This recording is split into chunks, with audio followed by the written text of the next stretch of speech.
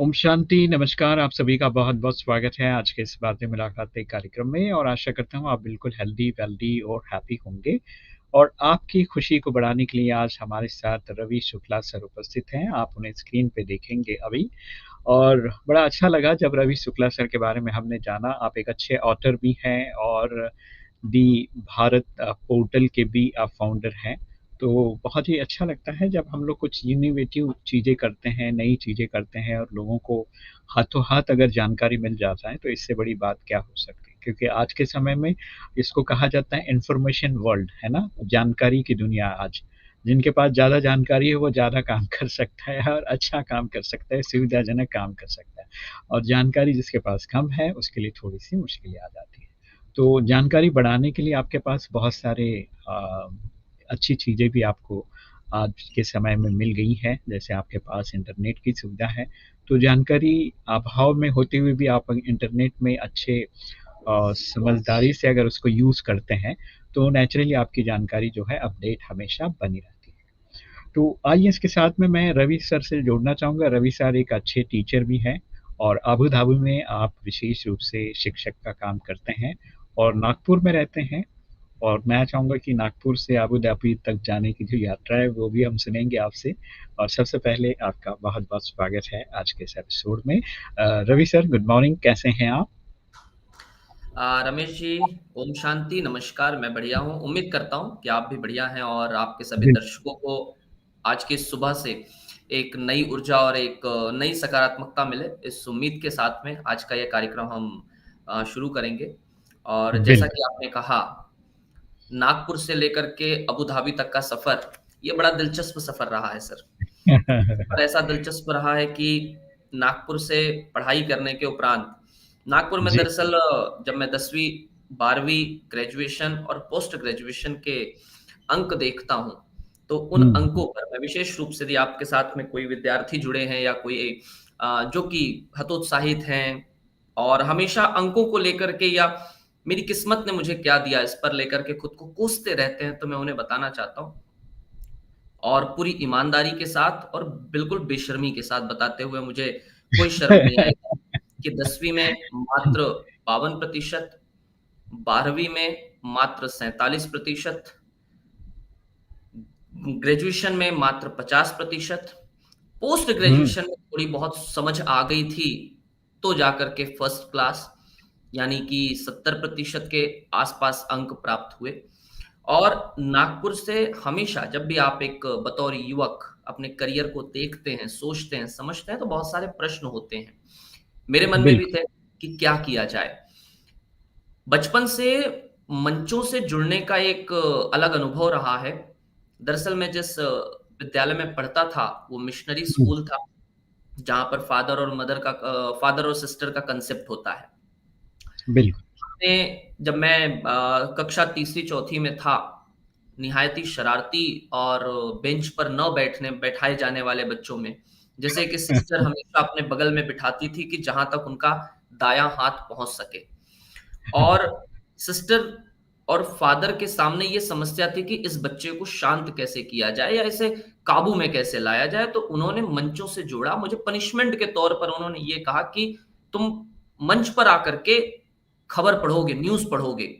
मुझे याद है कि उस समय एक डीडी वन पर सुबह 7 बजे न्यूज़ आया करती थी और 7 बजे न्यूज़ आने के बाद में हमेशा सुबह की न्यूज़ देखने के बाद हर किसी के मन में एक सवाल होता था। वो सवाल ये था कि ये न्यूज़ सुनना और सुन कर के लिखना कैसे?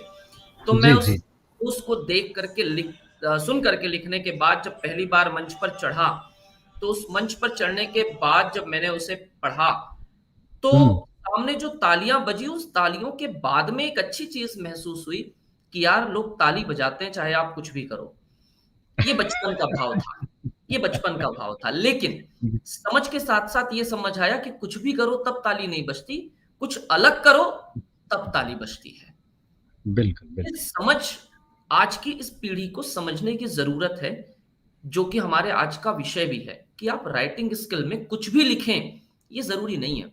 आपको कुछ अलग हट के लिखना पड़ेगा, तब जाकर के आप लाइमलाइट में आएँगे आप सम्मुख आएँगे, फिर वही जो युवाओं के सामने चुनौतियाँ होती हैं, भरण-पोषण की, पेट उधर के लिए कि आपको क्या करना पड़ेगा।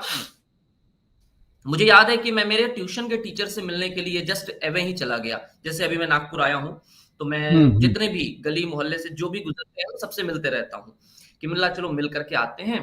मैं मिलने के लिए मेरे ट्यूशन टीचर के पास गया था, जो 10वीं में मुझे ट्यूशन पढ़ाते थे, वो भी गणित के टीचर थे।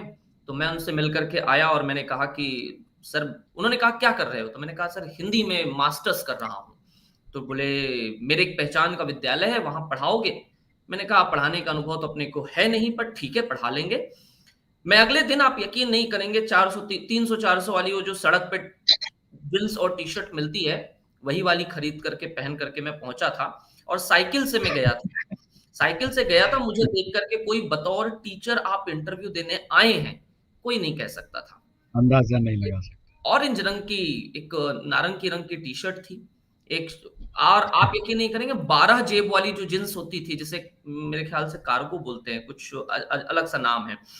तो मैं जी, जी। उससे 12 जेब वाली जीन्स जिसमें नाड़े अलग टंग रहे हैं और सैंडल पहन कर के मैं प्रिंसिपल के केबिन के बाहर खड़ा हूँ और मैंने कहा कि मैडम मुझे इन्होंने भेजा है और मैं आपके यहाँ पर जुड़ना चाहता हूँ। मैडम ने सबसे पहले मुझे ऊपर से नीचे तक देख कर के क्या सोचा होगा मैं आज इसकी कल्पना कर सकता हूँ। उन्होंने कहा कि ठीक है भई, आप डेमो देंगे? तो मैंने कहा डेमो तो दे देंगे, डेमो होता क्या है पहले ये समझाइए। तो उन्होंने कहा कि ये किताब है, किताब में से कोई एक पार्ट चुनिए और आपको पढ़ाना है। मैंने कहा ठीक है, पढ़ा देंगे। बोले कितना समय तैयारी के लिए लेंगे? मैंने कहा तैयारी किसको करनी है? जो हम रोज़ बोलते हैं, वही आपके यहाँ बोल देंगे। ये बोला नहीं लेकिन मैंने कहा कि चलिए आप मैडम आप बताइए कब करना है? तो आप बताइए, मैंने कहा अभी कर लेते हैं। तो उसमें से उन्होंने एक कविता चुन करके दी, वो कविता आज भी 10वीं के पाठ्यक्रम में है और मैं मेरे बच्चों को जब भी वो कविता पढ़ाता हूँ, तो मैं उनको ये दृष्टांत ज़रूर बताता हूँ, कि ये कविता का और मेरे जीवन का बड़ा जुड़ाव कैसे है। जुड़ा मैंने था। उसके बाद में उनके साथ में वो कविता को पढ़ाना शुरू किया। दरअसल वो कविता हम लोग आमतौर पर वाद-विवाद स्पर्धाओं में बोला करते थे। एक अच्छी चीज़ ये रही कि विद्यालय के भीतर में आपकी क्रिएटिव राइटिंग हो, आपकी स्पीकिंग स्किल हो, इन दोनों के निखार के लिए आपके टीचर्स का बहुत महत्वपूर्ण महनीय भूमिका होती है। मुझे याद है कि जब मैंने विद्यालय बदला कक्षा 6वीं में, हुँ। कक्षा 6वीं में मैंने 15 अगस्त पर भाषण याद किया था। मेरे बड़े पिताजी ने वह भाषण लिख के दिया। मैंने भाषण तैयार किया और याद किया और मैं 14 अगस्त को जो विद्यालय के जिसे हम सुपरवाइजर कहते थे सरकारी स्कूलों में, मैं उनके सम्मुख हुँ। जाकर के खड़ा हूँ जिनसे पूरा स्कूल थर-थर काँपता था।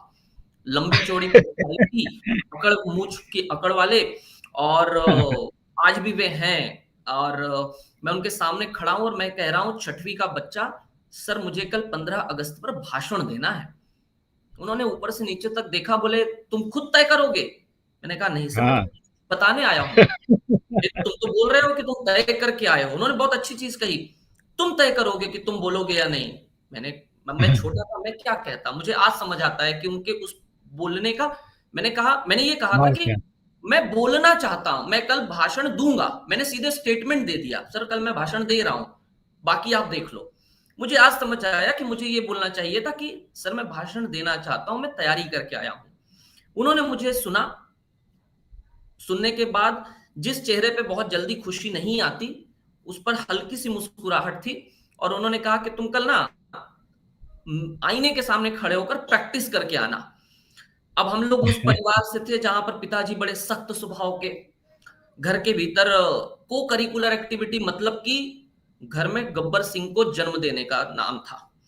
को करिकुलर एक्टिविटीज का मतलब ये था, हम लोग आर्थिक यानी मध्यम वर्गीय परिवार से थे जहां पर ये था कि 10वीं 12वीं करो, सीधे सीधे कहीं जॉब या आदि चीजों से लग जाओ, आपको सपने देखने का अधिकार नहीं है। मुझे याद है मेरे पिताजी एक दिन मुझे पीट रहे थे और मैंने उनको अपने बचाव में ये कहा था कि मेरी तस्वीर और मेरा नाम अखबारों में छपता है। तो उन्होंने कहा था वो तो डाकू और चोर का भी छपता है, तुमने अलग क्या कर लिया? तो मैंने कहा कि यार बात तो ये भी सही है। उसके बाद में मैं जब पहली बार भाषण देने के लिए चढ़ा था, 15 अगस्त 1999 1999 का वह दौर, छावनी का एक स्कूल सदर के पास में सरकारी ग्रांटेड जी। स्कूल था। जो टीचर ने मुझे एक दिन पहले ये कहा था कि तुम तय करोगे, वही टीचर और मेरा एक जुड़ाव हो गया। उसके बाद अन्य टीचर जुड़ते गए। सर, आप यकीन नहीं करेंगे, जो यदि विद्यार्थी है, मैं उनको बताना चाहता हूं कि यदि आपका टीचर रियल टीचर है, द टीचर है, और यदि द टीचर आपके साथ जुड़ गया ना, तो आपको कभी भी पीछे पलटकर देखने की आवश्यकता नहीं पड़ती। मैंने उस दिन बिल्कुल। के बाद विद्यालय के हर फंक्शन में कोई यदि भाषण देगा तो वो मैं रहूंगा। कोई यदि विद्यालय से बाहर जाकर के प्रतियोगिताओं में विद्यालय को रिप्रेजेंट करेगा तो वो मैं रहूंगा। वहां से एक नया सिलसिला शुरू हुआ, और वही सिलसिला जब मैं उस दिन पहली बार इंटरव्यू दे रहा था, इंटरव्यू नहीं, डेमो दे रहा था, तो हुँ, वहां तक का सफर तय किया। और उस सफर में मुझे एक अच्छी चीज मिली कि जो मुझे स्कूल में नंबर्स तो बहुत अच्छे नहीं मिले थे, लेकिन स्कूल में टीचर्स का, सभी शिक्षकों का चहेता बनना, वो ये अंकों के आपको साथ मिला। भी हो सकता है, लेकिन अंकों से ज्यादा आपकी को करिकुलर एक्टिविटीज। लेकिन मेरे एक टीचर थे जिन्होंने 3 साल तक मुझे विशेष रूप से पढ़ाया। उन्होंने हमेशा एक चीज कही थी, पढ़ाई और भाषण, मैं सिर्फ भाषण कोट कर रहा हूं, लेकिन आप पूरी को करिकुलर एक्टिविटीज रख सकते हैं। मैं हमेशा मेरे बच्चों को आज स्कूल में बताता हूं, आप बहुत अच्छे पढ़ाकू हैं, सॉरी टू से, आप कुछ नहीं कर सकते। आप बहुत अच्छे धावक हैं, आप बहुत अच्छे स्पीकर हैं, आप बहुत अच्छे राइटर हैं, अगेन सॉरी टू से, आप कुछ नहीं कर सकते। आपको बैलेंस लेकर के चलना पड़ेगा। आपको एकेडमिक और को करिकुलर, आपको दोनों पढ़ाई के साथ। और आपको शिक्षेतर जो गतिविधियां हैं, इन दोनों का समन्वय बनाकर चलना पड़ेगा। कारण जब आप इंटरव्यू देने जाएंगे या आप अपनी कंपनी शुरू करेंगे, आपको ये नहीं पूछा जाएगा कि अंक कितने हैं। आपको याद होगा, 3 या 4 साल पहले एक एडवर्टाइज आती थी, एक विज्ञापन शुरू हुआ था, जिसमें एक प्रिंसिपल आती है और वो कहती है कि मेरे 10वीं में कितने अंक थे, आपके कितने थे, शायद याद करना पड़े। तो हम अपने बच्चों के ऊपर में अंकों का बोझ क्यों डालते हैं? लेकिन हमें ये समझना है कि दोनों चीजें आज की तारीख में, आज की वक्त की जरूरत है। और इस जरूरत को जब तक आप समझेंगे नहीं, क्योंकि बहुत अच्छे अंक लाने वाला सिर्फ पढ़ाकू हो सकता है, लेकिन आज की दुनिया उसे एक्सेप्ट करेगी क्या? यदि आप आरजे हुँ, रमेश जी एक कंपनी का इंटरव्यू ले रहे हैं, उसमें आप 99.99% अंकों के साथ आए हैं, लेकिन आपकी जुबान पर बोलने के लिए अल्फाज, सोचने के लिए शब्द, और आपके अंदर क्रिएटिविटी नहीं है, तो आप आज की इस दुनिया को कैसे फेस करेंगे? सबसे बड़ी चुनौती आज के सामने ये है। नागपुर, बिल नागपुर से नासिक, नासिक से देहरादून, और देहरादून से अबू धाबी। ये सफर ऐसा रहा जिसमें कि मुझे यदि सबसे ज्यादा, मुझे याद है कि एक जगह पर इंटरव्यू देने में गया था, मैं बाहर बैठा हुआ था, 10 या 12 लोग अन्य कैंडिडेट थे। मुझे ये मालूम था कि इनसे अलग मेरे पास क्या है। आपको तय करना पड़ेगा आपके पास इनसे अलग क्या है। जो भीड़ बिल बैठी है, मैं भीड़ कहता हूं, आप कॉम्पिटिटर मानिए, मैं भीड़ कहता हूं, लेकिन भीड़ के बीच अपने आप को जो बेस्ट तरीके से दिखाएगा, आप अपने आप को कैसे दिखाते हैं, ये तय करता है। आप अपने आप को कैसे प्रस्तुत करते हैं, ये तय करता है कि आप कहां से कहां का सफर तय करेंगे। एक वह बालक जिसके पिताजी कहते थे तुम्हें हम एक केमिस्ट का कोर्स करवा देंगे, कल अपनी दुकान होगी या कहीं किसी के पहचान से काम पर लगवा देंगे, हम उस परिवार से या उस सोच वाले परंपरा से आते थे जहां पर यह था कि केवल दिन महीने का 10-12 हजार मिल जाए बहुत है, हमें अपने घर से बाहर सोचने की जरूरत नहीं है। लेकिन आपके अंदर वो जो, मैं क्रांतिकारी सोच कहता हूं कि आप अपने परिवार के खिलाफ जाकर के, परिवार के खिलाफ जाने का मतलब वही नहीं है कि लव मैरिज कर लीजिए और सीधे सीधे वो, परिवार के खिलाफ का मतलब ये भी होता है कि आप उनकी सोच को बदलिए। कल जो परिवार मध्यम वर्गीय सोच के साथ था, आज यदि वो आपको खुले तौर पर स्वीकार करता है, एक्सेप्ट करता है, तो उसका अर्थ यह है कि आज की तारीख में दुनिया छोटी और बड़ी आप अपने मन से करते हैं, आप अपने काम से करते हैं। और यहां से वहां तक का सफर, मुझे याद है कि नागपुर में मैं ग्रामीण क्षेत्र में काम करता था, आज मैं हुँ, इंटरनेशनल क्षेत्र में काम कर रहा हूं, अंतरराष्ट्रीय स्तर पर जब आप जाते हैं, या देहरादून में आप किसी ऐसी आवासीय स्कूल में जाते हैं जहां पर कि बच्चे हाई फाई हैं, एटमॉस्फेयर हाई-फाई है। मुझे याद है कि देहरादून की स्कूल पे जाने से पहले मैं नासिक में बैठ कर के उन स्कूलों की वेबसाइट्स पर जाकर के उनके बारे में सोचता था। मेरे कई बच्चे हैं जो कि हमेशा ये कहते हैं कि सोच कभी पूरी नहीं होती। मैं कहता हूँ सोच पूरी होती है, लेकिन सोच को पूरा करने के लिए आपको काम करना पड़ता है, आपको सोचना पड़ता है। तो बहुत आसान है कि सोच के बाद पहला कदम, दूसरा कदम, तीसरा कदम, तब जाकर के आप आगे बढ़ते हैं। सफलता जी, जी। बहुत बड़ी और बहुत छोटी नहीं होती है, या तो होती है या तो नहीं होती है। मैं तो नहीं हूँ। जी सर। अ, रवि शुक्ला जी, बहुत ही अच्छी बात है आपने बताया किस तरह से आपका ये सफ़र तय हुआ, ये आपने सुनाया हमें। नागपुर से अबू धाबी तक का सफ़र आपने बताया। तो आइए आगे बढ़ते हुए मैं एक छोटा-सा ब्रेक लेना चाहूँगा। हमारे साथ विद्यार्थी अन्नपूर्णा पांडे हैं पूना से और आपके लिए एक छोटा-सा गीत ज़रूर स्वागत में पेश करना चाहेंगे। अन्नपूर्णा, स्वागत है आपका। Good morning, sir. Myself Annapurna. I am from Maharashtra. Today I am going to sing a song which is dedicated to my father. जी। अकेले अकेले तुम जो हम तुम संग है तो फिर क्या गम।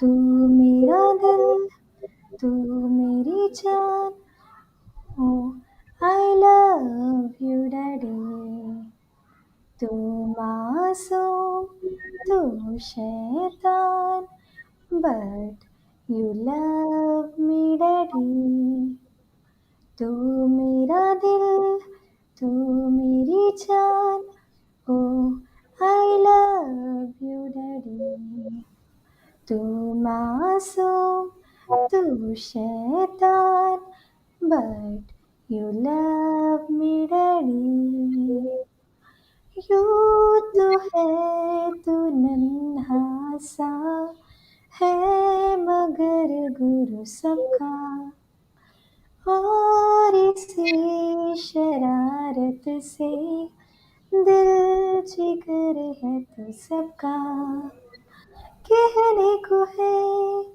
यूं तो हजार कोई मगर तुम सा कहा अकेले हम अकेले तुम जो हम तुम संग है तो फिर क्या गम तू मेरा दिल तू मेरी जान ओ आई लव यू डैडी तू मासूम तू शैतान but you love me daddy मान लो कल जो ये सारी दुनिया साथ मेरा नहीं देगी कौन है फिर मेरी मंजिल का हम सफर में हूँ डैडी आज लगे कितना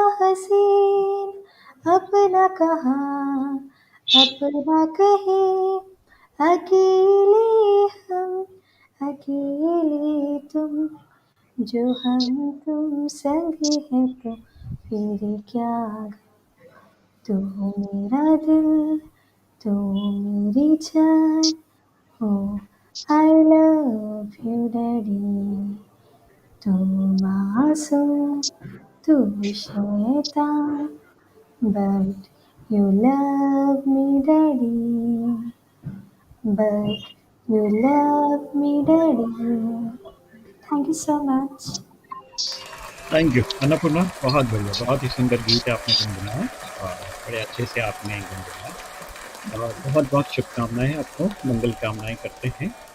तो आइए आगे बढ़ते हैं और आज के इस प्रोग्राम में जहाँ हम लोग विशेष बातें कर रहे हैं रवि शुक्ला सर से और एजुकेशनिस्ट हैं, काफ़ी लंबे समय से अलग-अलग जगह पे उन्होंने पढ़ाई की है और ऑथर भी हैं, लिखते भी हैं। तो आज हम लोग राइटिंग स्किल्स के बारे में उनसे जानने की कोशिश करेंगे थोड़ी देर में और अभी हमारे साथ जलगाँव से सुभाष जी ने ओम शांति लिख के भेजा है, रवि शुक्ला सर को भी याद भेजा है। और रमेश काका अफ्रीका से, उन्होंने भी ओम शांति लिख के भेजा है। मानसी जी पूना से याद किया है, ओम शांति लिख के भेजा है। डी राम जी ने भी वाह वाह क्या बात है करके मैसेज किया है, वेरी नाइस बेटा करके मानसी जी ने मैसेज किया है। ओम शांति रमेश जी करके मैसेज किया है। थैंक यू सो मच आप सभी को, बड़े प्यार से आप मैसेज करते हैं, कार्यक्रम को ध्यान से सुनते हैं। तो आइए अभी मैं जोड़ना चाहूँगा आपको शिवाली जी से। शिवाली बहन, बीके शिवाली बहन कोल्हापुर से हमारे साथ जुड़ गए हैं। कोल्हापुर में आप लंबे समय से जो है ब्रह्मा कुमारी का जो सेंटर है, हेडक्वार्टर महाराष्ट्र का, वहाँ पर आप अपनी सेवा देते हैं। तो स्पेशली आपका बहुत बहुत स्वागत है और मैं चाहूँगा कि थोड़ा अपनी सेवाओं के बारे में बताइए। ओम शांति। ओम शांति जी। ओम शांति जी। क्या बोला आपने? वहाँ किस तरह की सेवाएं अभी चल रही हैं, थोड़ा सा बताइए हमें। हाँ, यहाँ तो बहुत सारी सेवाएं अभी चल रही है, अलग अलग विंग से। वो जो 75 अमृत महोत्सव का जो चल रहा है ना, तो उस बैनर के अमृत महोत्सव के प्रोग्राम अलग अलग चल रहे हैं। अभी हमने महिलाओं का बड़ा प्रोग्राम किया 2-3 जगह पे, किसानों का किया है, और साथ साथ अभी मीडिया का भी यहाँ किया बहुत बड़ा प्रोग्राम। मीडिया के 2 प्रोग्राम किए, सिटी के जो भी पत्रकार है उनका अलग और गांव के अलग, ऐसे अलग अलग किया। अभी डॉक्टर का हुआ पिछले सप्ताह में, वो भी बड़ा प्रोग्राम हुआ। उसके लिए वो दिल्ली के डॉक्टर भी आए थे और ये भी अच्छा प्रोग्राम। तो ऐसे अलग अलग अमृत महोत्सव के प्रोग्राम हो रहे हैं और साथ साथ और भी सेवाएं चल रही है गांव गांव में। मना अलग अलग जगह पे हम ये करते हैं, कोर्सेस करते हैं, 7 डेज कोर्स, ऐसे अलग अलग प्रोग्राम चल रही है। जी जी। शिवाली बहन, आप कितने समय से ब्रह्मा कुमारी से जुड़े हैं, थोड़ा सा अपना अनुभव बताइए। हम तो 70 करीबन 27 साल हो गए हैं। विद्यालय से हम जुड़े हैं, जब हम स्कूल में थे तभी से जुड़े हुए हैं और हमें बहुत अच्छा लगा, क्योंकि बचपन से हम ये गीता आदि सब सुनते तो थे, पढ़ते नहीं थे लेकिन सुनते थे।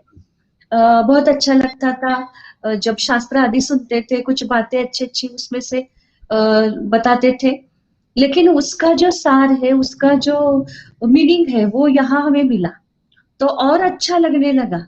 विद्यालय में आकर के हर बात का मीनिंग पता चला। अरे ये सब हम शास्त्र पढ़ते सुनते हैं, इसका अर्थ क्या है वो तो पता नहीं था, लेकिन यहाँ आके हमें वो पता चला। तो इतना अच्छा लगा कि इतने सारे शास्त्रों में जो लिखा है उसको किसी को पता भी नहीं, लोग पढ़ते पढ़ते ही जाते हैं, लेकिन यहाँ हमने देखा कि इतना अच्छा और सहज मीनिंग है, ज्यादा कोई डिफिकल्ट भी नहीं। वहां तो बहुत डिफिकल्ट हमें बताते थे, वो तो हमारे समझ के बाहर से ही था, लेकिन यहाँ हमने देखा इतना सहज रीति से, इतना सुंदर हमें ज्ञान मिला, जो इतने बचपन से ही हमें यहाँ आकर्षण हो गया कि अब ये जीना है तो इसी लाइफ में जीना है। और आपको एक बात बताते कि स्कूल कॉलेज में हमारे जो फ्रेंड्स थे वो सारी बहुत टॉर्चर करती थी कि तुम ये छोड़ो, नहीं तो हम बात नहीं करेंगे, ये सब छोड़ो, यहाँ नहीं जाना है, ये नहीं करना है। लेकिन मैं कहती थी नहीं नहीं, मुझे बहुत भक्ति के बाद, बहुत मिन्नतों के बाद भगवान मिला, ये तो मैं छोड़ने वाली। फ्रेंड्स देख रहे हैं कि सभी वो अभी कहते हैं कि बहुत अच्छा किया है और हम भी ज्वाइन हो रहे हैं, अभी वो थोड़ी थोड़ी ज्वाइन भी हो रही है कुछ। बहुत बढ़िया, बहुत सुंदर। शिवानी बहन, बहुत बहुत धन्यवाद, शुक्रिया अपना अनुभव साझा करने के लिए। ढेर सारी शुभकामनाएं और मंगल कामनाएं। मैं चाहूँगा कि आप इसी तरह ये सेवा करते रहें, लोगों को जोड़ते रहें और अपने अनुभवों को मजबूत करते हुए आगे बढ़ें। आइए मैं अब सीधे विषय को लेकर बात करते हैं। लीराम जी ने पूछा आज का विषय क्या है। राइटिंग स्किल्स के बारे में रवि शुक्ला जी से हम लोग कुछ टिप्स लेंगे और अच्छे ऑथर है तो वो प्रॉपरली हम सभी को गाइड करेंगे, और खास विद्यार्थी मित्र जो सीखना चाहते हैं, क्योंकि राइटिंग एक बहुत बड़ी कला है और ये कला अगर आपके पास आ जाती है तो जो व्यक्ति लिखेगा वो सोचेगा भी, और जो सोचेगा वो लिखेगा भी, और जो सोचेगा लिखेगा वो बोलेगा भी, जैसे रवि शुक्ला जी बोलते हैं। जी, रवि शुक्ला सर, मैं चाहूँगा कि आप थोड़ा-सा जो राइटिंग स्किल के बारे में मैं चाहूँगा कि कैसे शुरू होता है, क्या-क्या कर सकते हैं? जी। जी। रमेश जी बहुत शुक्रिया। दरअसल जब आप लिखने के लिए बैठते हैं या कोई चीज़ आप लिखने की शुरुआत करते हैं या सोचते हैं कि मुझे कुछ लिखना चाहिए, समस्या ये है कि हमें दूसरों को पढ़ करके चेतन भगत की पॉपुलैरिटी देख करके किसी एक व्यक्ति विशेष के जीवन में कुछ बड़ी सफलता देख करके ऐसा लगता है कि मुझे भी लिखना चाहिए। यदि हम किसी के लेखन से या किसी के व्यक्तित्व से प्रभावित होकर के लिखने जा रहे हैं, तो शायद हम लेखक नहीं बन रहे, केवल एक समय के लिए हम पर प्रभाव बना हुआ है कि हम प्रभाव में बह करके उस रास्ते पर चलना चाहते हैं जो आपके मन में, आपके मस्तिष्क में, आपके दिल में खुद से नहीं आया है। लेखन एक ऐसी चीज है कि आपको किसी भी उम्र में, किसी भी व्यक्ति के किसी भी मोड़ पर यह चीज एहसास हो सकती है कि आप लिख सकते हैं।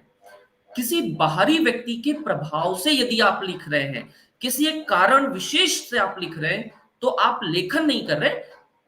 समय के लिए टाइम बीइंग हम जिसे कहते हैं, आप एक काम जरूर कर सकते हैं, लेकिन वो उम्दा हमेशा टिका चीज़ें रहने नहीं वाला लेखन नहीं हो सकता। तो अपनी बिल्कुल, राइटिंग टॉपिक को जब आप चुनते हैं, जैसे हम लोग विषय वस्तु कहते हैं, या विषय वस्तु से पहले आप कविता लिख रहे हैं, आप गजल लिख रहे हैं, आप कहानी लिख रहे हैं, आप संस्मरण लिख रहे हैं। आज की तारीख में हमारे पास में माध्यम बहुत सारे हैं आपको अपनी बातों को प्रस्तुत करने के लिए।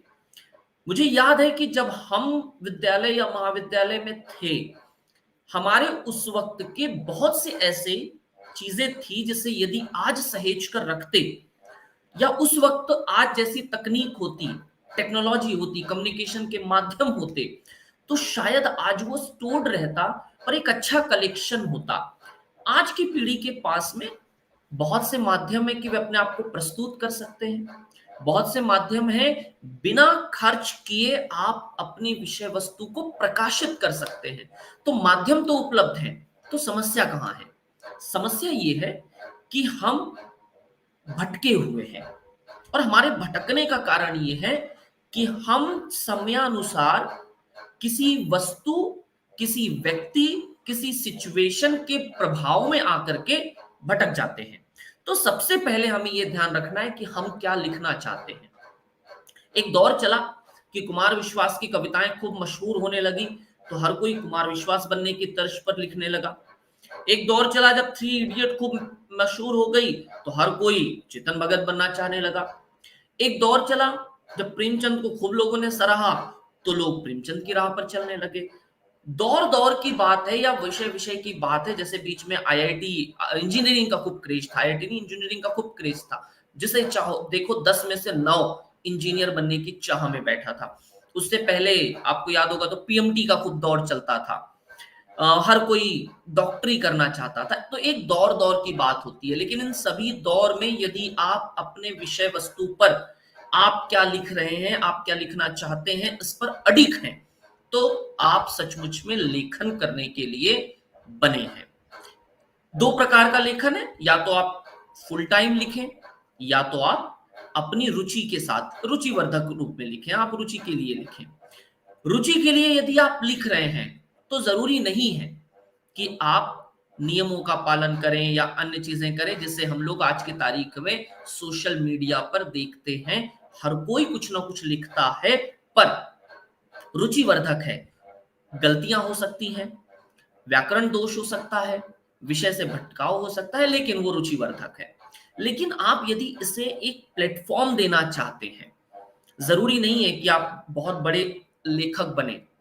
एक प्लेटफॉर्म का मतलब है आप उसे सही रूप में प्रस्तुत कर रहे हैं, उसे आप प्रकाशित करना चाहते हैं, तो आपको सुधार की आवश्यकता है। सुधार का मतलब है कि आपको नियमानुसार चलना होगा, व्याकरण दोष से परे लिखना पड़ेगा। सबसे पहले आपको यह ध्यान रखना पड़ेगा कि किस टॉपिक पर, किस विषय पर लिख रहे हैं।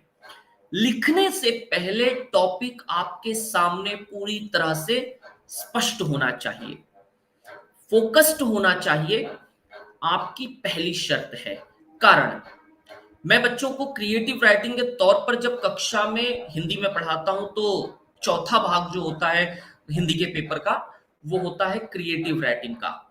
अनुच्छेद लिखने के लिए हम देते हैं तो अनुच्छेद का जो विषय होता है 3 होता है, एक चुनना पड़ता हम्म, है। कई बच्चे क्या करते हैं, एक लिखते हैं, 5 लाइन लिख के काट देंगे और नया शुरू करेंगे। मैं उनसे पूछा कि आपने ये क्यों किया? सर इसके आगे हमको सूझा ही नहीं। तो मैंने उनसे ये कहा कि आपने इसे लिखने पे करीब 5 से 10 मिनट खराब किया होगा। वो 10 मिनट आप अपने पेपर के अन्य भाग पर दे सकते थे या बचा सकते थे। तो हमें ये चीज तय करनी है कि जो हम शुरू कर रहे हैं वह एप्रोप्रिएट हो, फोकस्ड हो, डिसाइडेड हो। आप जो लिख रहे हैं वह पूरी तरह से शुरू से लेके अंत तक सही जाएगा। आपका अपना बिल्कुल। परसेप्शन अलग हो सकता है, लेकिन आपको उसे लेकर के अडिग रहना है। मैंने जो लिखा है, चाहे फिर उसके अंदर विलन को हीरो बना दिया, हीरो को विलन बना दिया, चाहे आपने आसमान को जमीन पे ला दिया, जमीन को आसमान पे उड़ा दिया, आपकी अपनी कल्पना है। आप अपनी कल्पना के सिकंदर खुद हैं। आपको अपनी दुनिया खुद बनानी है। आपका अपना विषय है। आप किसी और के प्रभाव या किसी और की बताई गई बात को एक्सेप्ट करें और एज इट इज एक्सेप्ट करें, इससे बचना पड़ेगा। तो पहले बिल्कुल। विषय तय करना होगा, डिसाइड करना होगा, एक पाथ, एक मार्ग, एक राह तैयार करनी पड़ेगी। उसके जिसे हम डिवाइडर्स कहें या हम बीच में जो अवरोधक आते हैं, जो जी। ब्रेकर्स होते हैं, स्पीड ब्रेकर्स, वो डिसाइड करें, स्टॉप डिसाइड करें। उन स्टॉप्स पर रुक करके पीछे क्या है तय करें, देखें कैसा जा रहा है, कैसी चीजें जा रही, चाहे फिर वो कविता हो, कहानी हो, उपन्यास हो या अन्य चीजें हो, और फिर आप आगे बढ़ें। पीछे जब तक आप पलट करके नहीं देखेंगे तब तक आगे चलने का मतलब नहीं है। कहीं ऐसा ना हो कि आप बहुत आगे आ गए, पीछे कुछ छूट जाए। तो बहुत जरूरी हम्म, है कि इंप्रेसिव लिखना जरूरी नहीं है, ईमानदारी के साथ लिखना जरूरी है। लोग इंप्रेशन के चक्कर में बहुत सारी चीजें उसमें जोड़ देते हैं या काट देते हैं। मतलब ये है कि आपका ईमानदारी पूर्ण लेखन होना चाहिए। जरूरी नहीं है कि आपकी एक रचना करोड़ लोगों तक पहुंचे, 10 तक भी पहुंचेगी, 10 में से 5 लोग सराहते हैं, आपका लेखन सफल है। माध्यम बहुत सारे हैं, हम आगे बात करेंगे कि किन किन माध्यमों से आप प्रकाशित कर सकते हैं, कैसे निशुल्क तरीके से प्रकाशित कर सकते हैं। आज माध्यमों की कमी नहीं है, आज कमी है विषय वस्तु की। जैसे बॉलीवुड के सामने आज सिर्फ रीमेक बनाने की, हम लोग साउथ की, दक्षिण की, इधर उधर की फिल्मों के रीमेक पर ध्यान दे रहे हैं, बजाय इसके कि उनके पास कंसेप्ट हो, बजाय इसके कि उनके पास चीजें हो। आपको याद है कि पहले के गाने कितने अच्छे हुआ करते थे, ऐसा आमतौर पर लोग बोलते हैं। आज के गानों में कुछ नहीं है। तो आज की युवा पीढ़ी को ये सोचना पड़ेगा कि भाई आपके पास असाइनमेंट है, लेकिन उसे कंप्लीट करने की जिम्मेदारी आप पर है। जी सर। रवि शुक्ला सर, बहुत ही अच्छी बात आपने बताया। राइटिंग स्किल्स क्या है, कैसे करना चाहिए, ये आपने बताया। मुझे बड़ा अच्छा लगा कि आप प्रभावित होकर अगर लिखना शुरू कर देंगे तो वो आपकी नहीं होगी, आप टाइम पास कर रहे हैं। ये बड़ा अच्छी बात आपने बताया। दूसरा आपने ये बताया कि हमारे पास जो है इम्प्रेसिव नहीं होना चाहिए, ईमानदारी होना चाहिए। बहुत सुंदर शब्द आपने यूज किया। मुझे लगता है कि ये बहुत काम का है। और जो लोग लिखना चाहते हैं, ऐसा नहीं कि भाई आपने पढ़ा और आपका लिखने का दिल है और हम लोग बोल रहे हैं कि आप किसी को पढ़ के फिर आप उनके इम्प्रेशन में लिखना शुरू कर रहे हैं। लेकिन वो अगर आपको प्रेरणा मिल रहा है तो वेरी गुड, आप फिर अपने तरीके से लिखिएगा। फिर उनका प्रभाव ना हो, क्योंकि उनका प्रभाव, वो तो मास्टर है, उसी को कॉपी करेंगे तो फिर आपका जो वजूद है वो कहीं ना कहीं मिस हो जाता है। इसलिए बहुत बहुत ज़रूरी है कि आप अपने वजूद को बनाए रखें ईमानदारी से। भले फिर वो सर ने बताया बड़ी अच्छी तरह से, आप आसमान को ज़मीन बोलो या ज़मीन को आसमान बोलो या नीचे ऊपर, कुछ भी कर सकते हैं। ये आपकी अपनी कल्पना है ना? तो ये बहुत इम्पोर्टेंट है। तो वो है कि आप उसमें किस तरह से अपनी कल्पना को कैसे उसको अपने ढंग से, आप अपनी कल्पना को, अपनी दुनिया को लोगों के बीच में रखते हैं। तो आइए, एक बड़ा अच्छा मैसेज संदीप जी लिखते हैं, good handwriting is very important in day to day practices, it shows your personality. और निवेदिता जी ने याद किया है, ओम शांति लिखा है। बहुत-बहुत धन्यवाद, शुक्रिया आपका। एक और बात मैं पूछना चाहूँगा, कई बार होता है कि हम लोग उसको सेट नहीं कर पाते। जैसे मेरी प्रॉब्लम है, मैं लिखना शुरू कर देता हूँ, लेकिन बहुत टाइम लगता है उसको सेटअप होना, एंड करने में। कभी-कभी होता है कि ये ठीक नहीं हुआ, ये ठीक नहीं हुआ और तो उसमें बड़ा टाइम लगता है और टाइम लगने से फिर क्या होता है, दूसरे काम में फिर वो पेंडिंग हो जाता है। ये बड़ी दिक्कतें हो जाती हैं। तो इसके लिए आप क्या कहना चाहेंगे रवि सर? जब हम लोग लिखना शुरू करते हैं और उसे समाप्ति की ओर, या हमें जो पसंद आए, हम वो जी, जी। समाप्ति नहीं दे पाते, या जी, जी। हमें ऐसा लगता है कि कुछ तो भी अधूरापन इसके भीतर अभी अधूरापन। बचा हुआ है। उस अधूरेपन को दूर करने, कई बार लिखने के 2 तरीके आपने देखे होंगे कि एक, कई बार ये होता है कि आप मिनटों में लिख करके निपटा देते हैं। खत्म कर देते हैं। हाँ, हाँ। लेकिन कई बार ये होता है कि घंटों बैठ करके भी कोई अच्छी चीज़ नहीं लिखी जा पाती।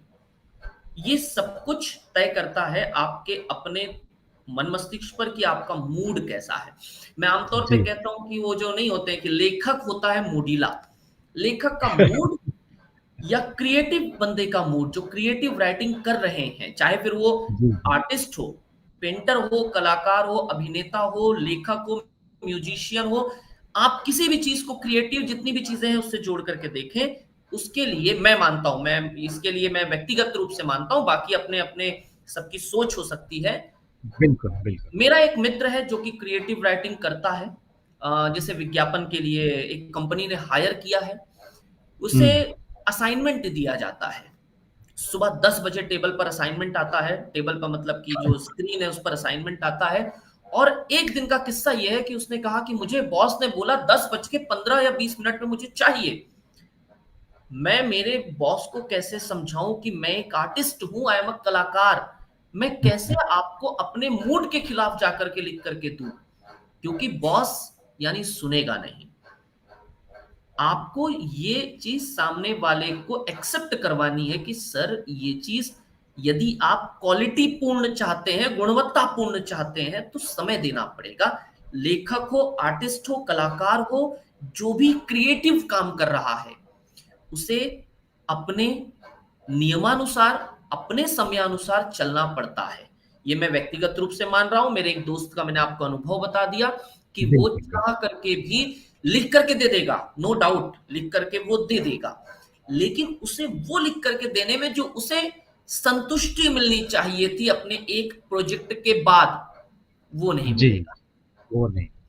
समस्या क्या आती है कि कई एक दो विज्ञापन लेखन से जुड़े हुए मेरे मित्र हैं, वो बताते हैं, बहुत अच्छी प्रसिद्ध जो विज्ञापन चलते हैं उनके भी लेखक हैं, वो जो पंच लाइन आती है, वो पंच लाइन हुँ। घंटों मेहनत करने के बाद नहीं आती। राउंड टेबल कॉन्फ्रेंस कर रहे हैं, घंटों बैठे हैं, डिस्कशंस हो रहे हैं, नहीं निकला। लिफ्ट से उतरते वक्त गाड़ी पार्किंग पहुंचने से पहले दिमाग में आ गया, यार ये पंच लाइन है। जो 3 घंटे, 2 घंटे, 1 घंटे से मीटिंग चली, किसी के दिमाग में नहीं आया। जस्ट लिफ्ट से उतरे और पार्किंग की तरफ जा रहे थे। ये मैं आपको ताजा एकदम रियल एग्जाम्पल बता रहा हूं, जो कि बिल्कुल। मेरे एक मित्र ने शेयर किया है। कई बार आमतौर पर मेरे और आपके साथ भी होता है, आप घंटों बिल्कुल। बैठकर दिन भर सोचते हैं, यार इस कार्यक्रम का लाइन क्या होना चाहिए, इस कार्यक्रम का कैसे इसे आकर्षक बनाया जाए। बाद में पता चलता है, अरे ये लो, ये तो दिमाग में पहले से बैठा हुआ था। तो आपको अपने मूड, अपने समय, यदि उस वक्त आप उसे अंत नहीं दे पा रहे, मैं व्यक्तिगत रूप से आपसे कहूंगा कि आप उसे फिलहाल के लिए वहां छोड़ दें। हो सकता है कि आप अगली बार नए मूड के साथ, नए ताजे एनवायरनमेंट के साथ बैठेंगे, तो आप उससे बेहतर कर पाए, उसे एक नया मोड़ दे पाए। एक और रास्ता हो सकता है कि यदि हमें ये लग रहा है कि यार मैं थोड़ा सा इसमें नहीं तय कर पा रहा हूं, हमेशा एक लेखक के पास एक आलोचक होना चाहिए। चाहिए। एक कलाकार, क्रिएटिव राइटर के पास, साफ साफ आप ले लें, क्रिएटिव राइटर के पास एक आलोचक कह रहा हूं मैं। बिल्कुल। वो मित्र हो सकता है, वो टीचर हो सकता है, आपकी वाइफ हो सकती है, आपका बेटा हो सकता है, आपका एक ऐसा दोस्त जो आपको सुनने को समय देता हो, और सुनने के बाद आप मानते हो ये इसमें जो भी त्रुटि निकालेगा या इसे थर्ड पर्सन की नजर से यदि पसंद आ गया, इट मीन्स कि मेरा लेखन सही है। आप उसके सामने प्रस्तुत करें।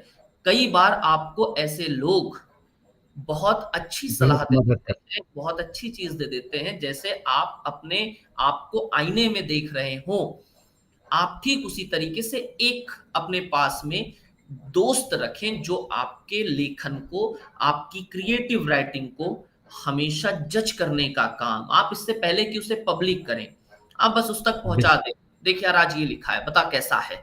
तो लेखन के लिए बहुत जरूरी है यदि समापन के साथ, तो पहला तो यह है कि उसे वहीं छोड़ दें, क्योंकि आप उसे यदि लेकर बैठे हैं तो आप अपना समय खराब कर रहे हैं, क्योंकि हुँ, वो संतुष्टिपूर्ण, निष्कर्षपूर्ण नहीं निकलेगा जो आप चाहते हैं। बाद में दोबारा काम करना पड़ेगा, तो बेहतर है बंद करें, हटें, चाय लें, कॉफी लें, घूमने चले जाएं, नए काम में लग जाएं, अगली बार बैठें, हो सकता है कि आप उससे बेहतर करके दिखा पाएं, हो सकता है उससे बेहतर लिख करके आ पाएं। हम विद्यालय में एंकरिंग की स्क्रिप्ट तैयार करते हैं, नुक्कड़ नाटक की स्क्रिप्ट तैयार करते हैं, वार जो दिनवार कार्यक्रम होते हैं, गांधी जयंती या अन्य अन्य अन्य, उसके लिए स्क्रिप्ट तैयार करते हैं, वार्षिकोत्सव की स्क्रिप्ट तैयार करते हैं। बच्चों को मैं आमतौर पे बच्चों से लिखवाना पसंद करता हूं। मेरा ये मानना है कि टीचर तो अपना क्वालिटी देख करके प्रोफेशन में आ चुका है, आप बच्चों को कैसे तैयार करते हैं, तो हम बच्चों को बच्चों से लिखवाते हैं कि हाँ भाई 5 लोग बैठ गए, चलो एक एक करके अपने अपने डायलॉग बोलो। कुछ डिसाइडेड नहीं होता, सारी चीजें ऑन स्पॉट तैयार होती हैं। बच्चे बोलते हैं सर अब मूड नहीं है, ठीक है चलो समोसे खा लो, चलो यहाँ से भागो, आओ अपना अपना काम करो, अगली बार फिर बैठेंगे। लेकिन जबरदस्ती में ना तो कलात्मक चीजें सामने आती हैं, ना आपकी संतुष्टिपूर्ण काम बाहर आता है। ये आजमाया हुआ फॉर्मूला है, मेरे साथ ऐसा है, आपके साथ ऐसा होगा, किसी और के साथ कुछ और हो सकता है। कोई बोल सकता है नहीं लिया है तो तुरंत खत्म कर दो, लेकिन वो खत्म करना, एक लेखक हैं, मैं उनका नाम भूल रहा हूं, उनका एक उपन्यास पूरा करने में उन्हें बहुत कम समय लगा, अगले उपन्यास को खत्म करने में उन्हें 2 या 3 महीने लग गए, लेकिन वो खत्म नहीं कर पाए, उसके बदले उन्होंने नया उपन्यास लिख डाला। ये उनका इंटरव्यू है, उन्होंने तीसरा और तीन यानी दूसरे उपन्यास को खत्म नहीं कर पा रहे थे, तो उन्होंने बोला मैंने छोड़ दिया, मैंने तीसरा खत्म करके दूसरे पर फिर काम शुरू किया। वे इस चीज को बताते हैं कि दूसरे को मुझे 3 महीने मैंने खराब किए सिर्फ ये सोचने में कि इसका अंत क्या होगा, और जबकि वही बिल्कुल। 3 महीने में शायद वो चौथा लिख लेते। तो बहुत जरूरी है छोड़ देना। नया कॉफी या चाय का, जो लेखक होते हैं आमतौर पे चाय और कॉफी के शौकीन होते हैं, मैं चाय कॉफी का शौकीन हूं, कुछ लोग किसी और भी चीज के शौकीन होते हैं जो मैं बोलना नहीं चाहता। लेकिन बिल्कुल। यदि आप उन चीजों के शौकीन हैं कि आप चाय कॉफी के साथ में एक खुले आसमान के नीचे छत पर जाकर टहल कर, या बस यूं ही सड़क पर टहल करके आना चाहते हैं, टहल के आइए, तय कीजिए, मूड है, मन है तो लिखिए, अदरवाइज फिर छोड़ के आगे बढ़िए। जी सर। रवि जी, बहुत अच्छी बात आपने बताया किस तरह से एक लेखक को जो है उनके मूड के ऊपर रहता है, सारी चीज़ें ये आपने डिफाइन किया। और आशा करता हूँ हमारे जो मित्र हैं जो लिखना चाहते हैं, नए नए राइटर बनना चाहते हैं, उन सभी के लिए ये बहुत ही इम्पोर्टेंट टिप था कि कैसे आप एक राइटर की चीज़ें कैसी होती हैं, एक राइटर की मनोस्थिति क्या होती है, वो आप समझ पाए हैं। तो आइए, कई बार हम लोग ज़्यादा अच्छा लिखना चाहते हैं तो अच्छी किताबें पढ़नी भी ज़रूरी है, जितना बहुत जरूरी। पढ़ेंगे उतना अच्छा लिखेंगे। तो जितना टाइम आप पढ़ने के लिए देंगे, उतना आपके पास जो है आइडियाज़ आएँगे और आप सर अपनी तरीके से उन रमेश जी, शब्दों का। रमेश जी जी, यहाँ एक चीज कोट करना चाहूंगा। बिल्कुल। यदि आप किसी को पढ़ते हैं तो हमेशा इस चीज से बचें कि आपके लेखन पर उसका प्रभाव। उसका प्रभाव ना पड़े। होता यह बिल्कुल, है कि कई लोग, मैंने शुरुआत में कहा था कि जो कुमार विश्वास की कविताओं को सुनकर हुँ, प्रभावित हुए, हुँ। वो उसी लय पर कि कोई दीवाना कहता है, कोई पागल हाँ, समझता है, उसी समझता तरन्नुम पर जा रहे थे, केवल शब्द बदल रहे थे। शब्द प्लॉट बदले। बदल करके आप यदि अपनी चीजों को ठूस रहे हैं तो वो कलात्मकता नहीं है, बिल्कुल, वो बिल्कुल। नए लोगों को नहीं जोड़ पाएगा। तो आप पढ़ें, लेकिन पढ़ते वक्त दिमाग में ये डालें कि नए शब्द मिल रहे हैं, कैसे आप सफर तय कर रहे हैं, लेकिन लिखते वक्त आपका प्लॉट आपका अपना होगा, चीजें आपकी अपनी होगी। नई वाक्य रचना, नई शब्द रचना, नए वाक्यों के साथ जरूर हो सकती है, लेकिन आप कहीं से प्रेरित ना हो। बहुत जरूरी है, क्योंकि ये गलतियां आमतौर पर बहुत आमतौर पे सारे हो लोग जाती करते हैं। है। जी। अच्छा, डी राम जी ने एक और अच्छा सवाल पूछा है, लिखते हैं राइटिंग करते समय में अ, समय समय में अपने आप को फ्रेश कैसे रखें, यानी अपने मन को कैसे तरोताजा रखें? बहुत महत्वपूर्ण सवाल है, लेकिन इसके पीछे व्यक्ति की अपनी अपनी चीजें हैं। गाना बिल्कुल। सुनना, यदि कोई गाना सुनना पसंद करता है, कोई, मैंने कहा आपको, चाय या कॉफी पीना पसंद करता है, कोई सिगरेट पीना म्यूजिक। पसंद करता है, कोई कुछ अन्य चीजें करना पसंद करता है। सबसे जरूरी यह है कि आपको अपने आप को, अपने लेखन को एंजॉय करना पड़ेगा। इससे बढ़कर के दूसरा फ्रेशनेस कुछ भी नहीं है। मैंने ज्यादा नहीं लिखा, मैंने 12 कहानियां लिखी हैं। बाकी भाषण, नुक्कड़ नाटक आदि चीजें लिखते थे। 12 कहानियां लिखी हैं, जिसमें से 2 किताबों में 12 कहानियां प्रस्तुत हुई हैं।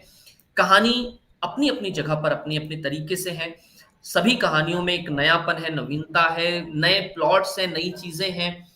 लेकिन लिखते वक्त वन सिटिंग में पहली एक हर कहानी कंप्लीट हुई है, कभी उसको बाद में उसके अंदर सुधार आदि चीजें की है। एक बड़े लेखक बिल्कुल। हैं, मैं आमतौर पे दूसरों को ज्यादा कोट करना पसंद करता हूं, वरिष्ठ लेखक हैं। वे कहते हैं कि जब तक आप अपनी कहानी को, क्योंकि मेरा अनुभव कम है, मैं उम्र में और लेखन में दोनों में अनुभव में कम हो सकता हूं, लेकिन जब दूसरों को आप सुनते हैं, लिखते हैं, पढ़ते हैं, तो आपको जी। समझ आता है कि दूसरे क्या कहते हैं। तो एक बड़े लेखक हैं, वे ये कहते हैं कि जब तक आप अपनी कहानी को, चाहे वो कविता ले लें, आप अपनी कविता को खुद उसमें रम नहीं जा रहे, खुद उसमें खो नहीं जा रहे, तब तक आप दूसरों को कैसे उम्मीद कर सकते हैं कि वे उसमें खोएंगे, वे उसे उसमें रम जाएंगे, उसमें तल्लीन हो जाएंगे, बिल्कुल। उसमें शामिल हो जाएंगे। फ्रेशनेस के लिए इससे बढ़कर के दूसरा और कोई चीज नहीं है कि आप अपने पात्रों में खुद खोए हुए हैं, और दिमाग में कोई तीसरा कुछ बोले भी तो आपके सुनाई ना आए, और ना। सुनाई आए तो आप उसी भाव, उसी मनोभाव के साथ लिखते रहें। फ्रेशनेस का बहुत आसान तरीका है कि आप अपने आप को, अपनी लेखनी को एंजॉय करें। और एंजॉय करने के साथ यदि जो आप अतिरिक्त चीजें करते हैं, चाय पीना, म्यूजिक सुनना, अन्य चीजें करना, बहुत जरूरी है कि आपने देखा होगा कि आमतौर पर जो लेखन का काम होता है, वो शांत वातावरण में ज्यादा होता है।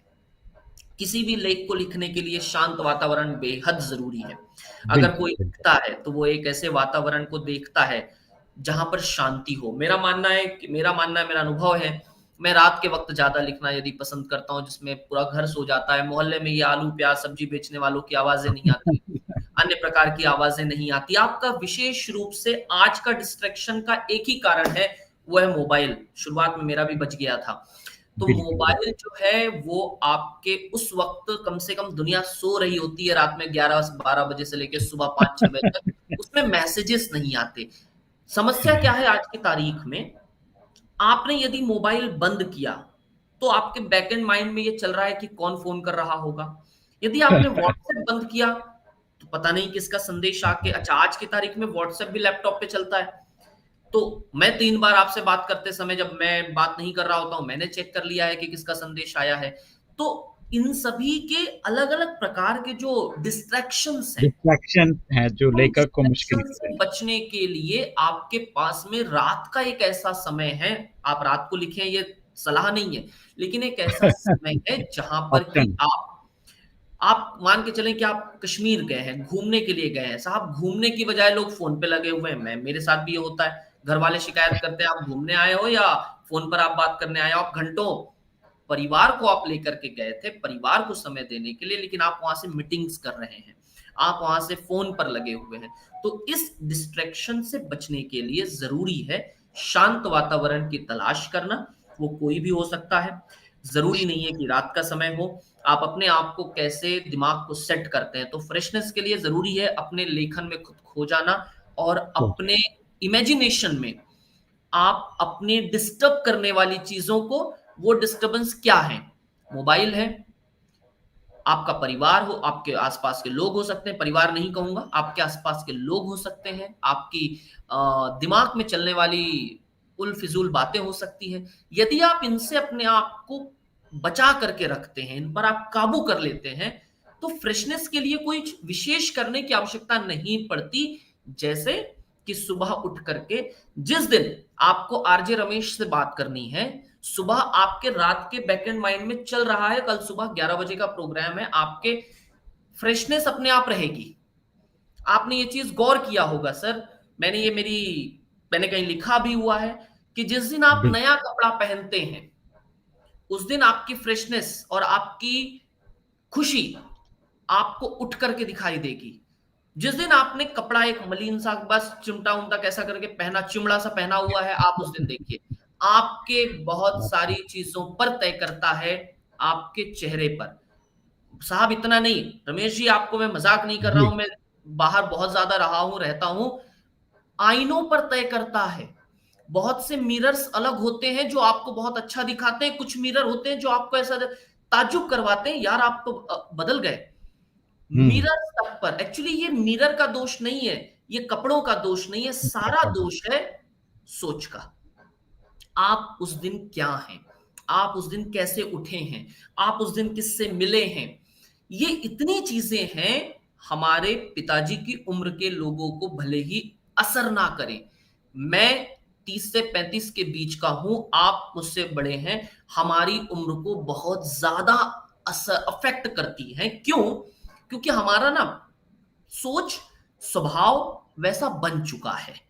तो फ्रेशनेस, भाई मेरे पिताजी हमेशा कहा करते थे, मैं कहता था मूड खराब हो रहा है, ये मूड होता क्या है? वो आप आज भी देखो बुजुर्गों के पास बैठे, मूड क्या होता है? आप उन्हें बहुत सिंपल, मैं एक बड़ी बात कहने जा रहा हूं, छोटी उम्र में आप किसी बुजुर्ग के पास बैठिए जो 60 से ऊपर या 50 के ऊपर का होगा, रमेश जी, उसे आप किसी भी वक्त कोई भी काम करते हुए देख सकते हैं, उसके लिए मूड की जरूरत नहीं पड़ती।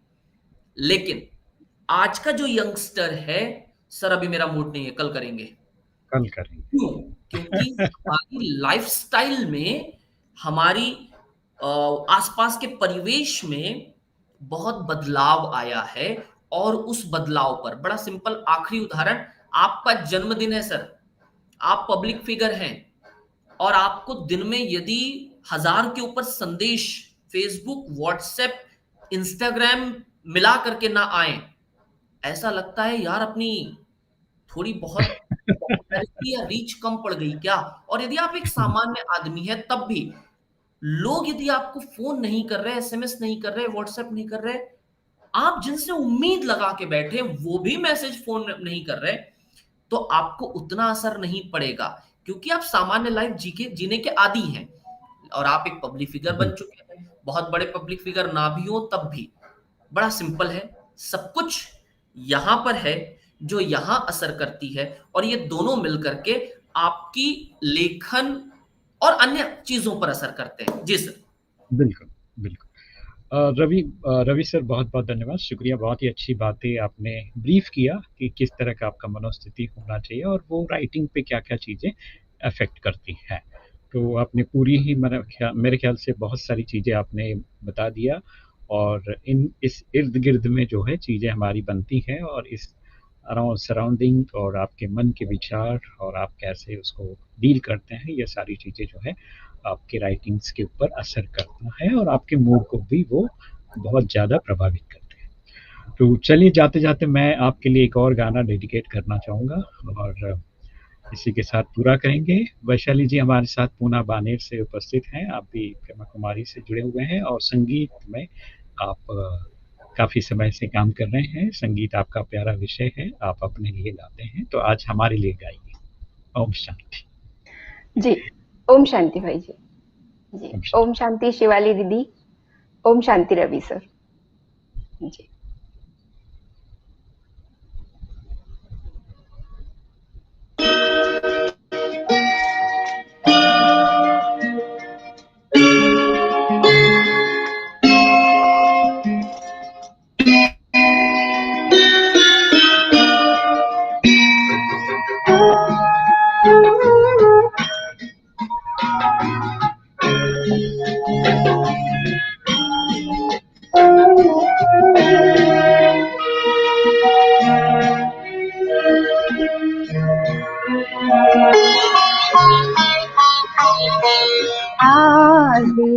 देते हो बाबा, पालना साकार की आज भी देते हो बाबा, पालना साकार की।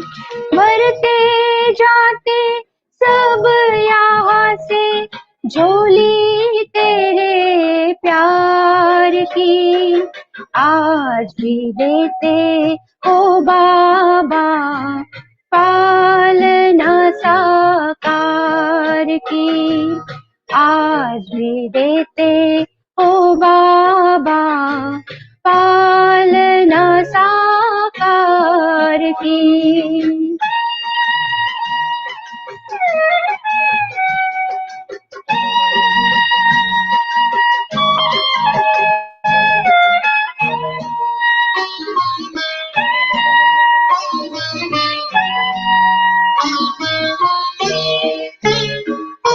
बच्चों के ऊपर हर पल तेरी ही छत्र छाया है,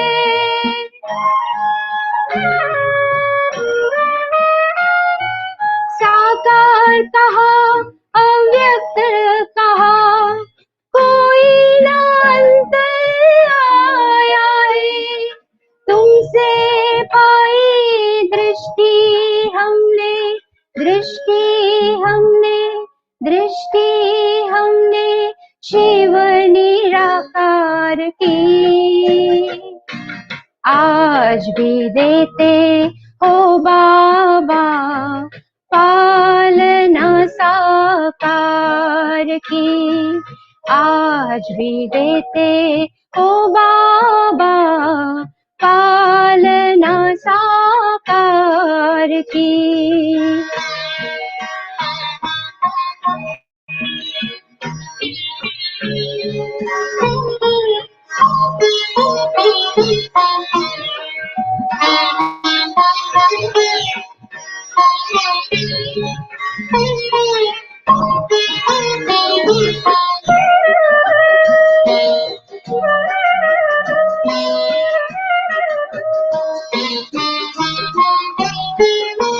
साधना और शिक्षा वही है, मधुबन की हर रीत वही,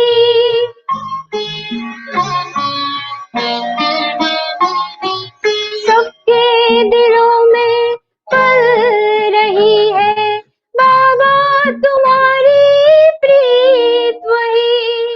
तुमसे ही है जीवन में, जीवन में, जीवन में खुशियाँ सारे संसार की आज भी देते हो बाबा, पालना साकार की आज भी देते हो बाबा, पालना साकार की।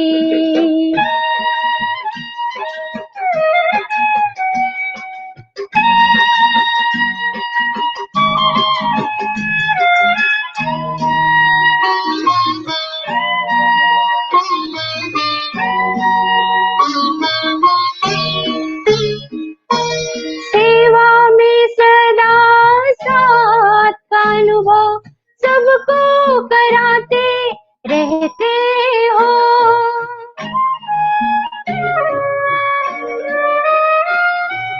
अव्यक्त रूप से भी बाबा वरदान देते रहते हो।